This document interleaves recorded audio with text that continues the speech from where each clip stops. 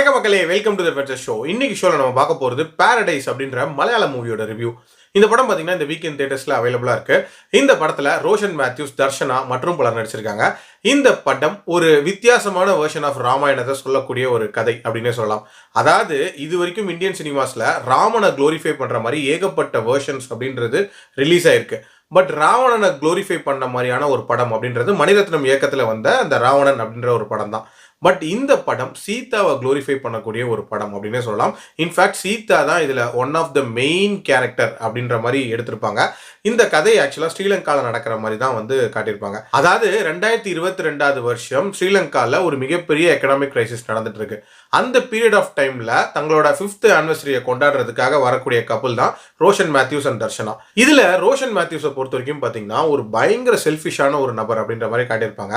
தன்னோட காரியம் ஆனா போதும், தன்னை சுத்தி இருக்கிற யாருக்குமே அட்டென்ஷன் கொடுக்காத ஒரு செல்ஃபிஷான நபர் அப்படின்ற மாதிரியான அவரோட கேரக்டர் இருக்கும். அப்படியே கான்ட்ராஸ்டா தர்ஷனாவோட கேரக்டரை காட்டியிருப்பாங்க. இவங்க தன்னை சுத்தி இருக்கிற எல்லாருக்குமே ஒரு விதமான அட்டென்ஷன் கொடுக்கக்கூடிய ஒரு நபர். இன்ஃபேக்ட் ரொம்பவே கைண்ட் ஹார்ட்டட், அதே நேரத்தில் ஹியூமனிட்டியோட இருக்கிற ஒரு நபர் அப்படின்ற மாதிரி காட்டியிருப்பாங்க. இவங்களோட ஆனிவர்சரி நைட்டு ஒரு மிகப்பெரிய சம்பவம் நடக்குது. அதாவது இவங்க ரூம்குள்ள 2 பேர் பூந்து இவங்களோட கேட்ஜெட்ஸ் எல்லாத்தையுமே கொள்ளடிச்சிட்டு போயிடுறாங்க. அதுல ரோஷன் மேத்யூஸோட லேப்டாப்பும் மாட்டிக்குது. ரோஷன் மேத்யூஸ்க்கு ரீசெண்டாக தான் நெட்ஃபிளிக்ஸ்ல இருந்து டாக்குமெண்ட்ரி அவனு அப்ரூவ் ஆயிருக்கும். ஸோ அது ரிலேட்டடான ஒர்க் அப்படின்றது அந்த லேப்டாப்ல தான் இருக்கு. ஸோ அதை கொள்ளடிச்சிட்டு போனவொடனே ஒரு மாதிரி பயங்கர ஃப்ரஸ்ட்ரேட்டடா மாறிடுறாரு. அந்த லேப்டாப்பை எப்படியாவது மீட்டே ஆகணும் அப்படின்றதுக்காக போலீஸ்ல கம்ப்ளைண்ட் கொடுக்குறாரு. போலீஸும் அவசர அவசரமா ஒரு 3 நபர்களை கைது பண்றாங்க. ஸோ இதுக்கப்புறம் என்ன மாதிரியான சம்பவங்கள் நடக்குது, இவங்களோட பொருட்கள் திருப்பி கிடைச்சதா, அண்ட் டுவர்ட்ஸ் எண்ட் என்ன ஆகுது அப்படின்ற மாதிரி நிறைய விஷயங்களை சொல்லக்கூடிய ஒரு படம் தான் இந்த படம். எனக்கு இந்த படத்துல பிடிச்ச விஷயம் அப்படின்றது, நான் முன்னாடியே சொன்ன மாதிரி அந்த சீதா வெர்ஷன் ஆஃப் ராமாயணா அப்படின்றத ரொம்ப நீட்டா இதுல கொண்டு வந்திருப்பாங்க. அதுலயும் கிளைமேக்ஸ் அப்படின்றது ஒரு அல்டிமேட்டான ஒரு கிளைமேக்ஸா இருந்துச்சு அப்படின்னே சொல்லுவேன். இன்ஃபேக்ட் இந்த படத்திலேயே ஒரு முக்கியமான சீன் வரும். அதாவது ஆண்ட்ரூ அப்படின்றவர் தான் இவங்க 2 பேருக்கும் ராமாயணா டூர் அப்படின்ற மாதிரி காட்டிட்டு இருப்பாரு. அப்போ அவரோட பாயிண்ட் ஆஃப் வியூல இருந்து ஒரு விஷயத்த சொல்லுவாரு. அதாவது ராவணன் இருக்கார்ல, இந்த சமாதியில இருந்து எந்திரிச்சு வந்துதான் இந்த யூனிவர்ஸை காப்பாற்றணும் அப்படின்ற மாதிரியான ஒரு விஷயத்த சொல்லுவாரு. அதுக்கு தர்ஷனா ஒரு ரிப்ளை கொடுப்பாங்க. இன்ஃபேக்ட் ராவணனுக்கு அகெயின்ஸ்டா ராமனோட சேர்ந்து சீதாவும் போரிட்டாங்க அப்படின்ற மாதிரியான ஒரு விஷயத்த சொல்லுவாங்க.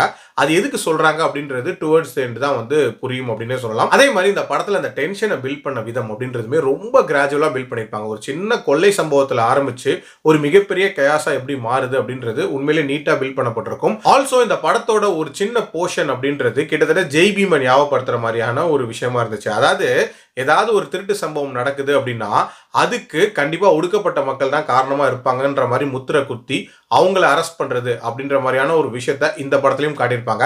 அதுக்கேற்ற மாதிரியான ஒரு ரேசிஸ்ட் இன்ஸ்பெக்டரா பண்டாரா அப்படின்றவரை இதுல காட்டியிருப்பாங்க. உண்மையிலே அவரோட ரோல் அப்படின்றது இந்த படத்துல ரொம்பவே நீட்டா இருந்துச்சு. இதை தவிர லீட் கேரக்டர்ஸோட கேரக்டர் டிசைனுமே அவங்க பர்சனலா எப்படி இருக்காங்க அப்படின்றதையுமே தாண்டி அவங்களோட அந்த பொலிட்டிக்கல் வியூ இருக்குல்ல, அதையுமே ரொம்ப நீட்டா கவர் பண்ணியிருப்பாங்க. அதாவது மற்றவங்களுக்கு என்ன நடந்தா என்ன அப்படின்ற மனநிலையில் இருக்கக்கூடிய ரோஷன் மேத்யூஸ் கேரக்டரா இருக்கட்டும், அண்ட் அதுக்கு ரியாக்ட் பண்ணக்கூடிய தர்ஷனா கேரக்டரா இருக்கட்டும், ரொம்ப ரொம்ப நீட்டா அமைக்கப்பட்ட கேரக்டர்ஸா இருந்துச்சு. அண்ட் டுவர்ட்ஸ் தி எண்ட் ஒரு மாதிரி சாட்டிஸ்ஃபைங் எண்டா தான் முடிச்சிருப்பாங்க. எனக்கு இந்த படத்துல ஒரு சின்ன பிரச்சனை அப்படின்னு சொல்லணும்னா, இந்த படத்தோட அந்த சீக்வன்ஸ் ஆஃப் ஈவெண்ட்ஸை இன்னும் கொஞ்சம் ஆர்கனைஸ்டா சொல்லியிருக்கலாமோ அப்படின்னு தான் தோணுச்சு. கொஞ்சம் நடுவில் வேவரியா இருந்த மாதிரி இருந்துச்சு. மற்றபடி இந்த படம் ஒரு தரமான படம். என்னோட ரேட்டிங் இந்த படத்துக்கு 3.75 out of 5. அடல் கண்டென்ட்டை பொறுத்த வரைக்கும் ஒரே ஒரு லிப் லாக் சீன் இருக்கு. மற்றபடி பார்க்கலாம். என்ன பொறுத்த வரைக்கும் ஹைலி ரெக்கமெண்டட். உங்களுக்கு அவார்ட் வின்னிங் மூவிஸ்லாம் பிடிக்கும்னா கண்டிப்பா ட்ரை பண்ணி பாருங்க. மீண்டும் அடுத்த விமர்சனத்தில் சந்திக்கிறேன். நன்றி, வணக்கம்.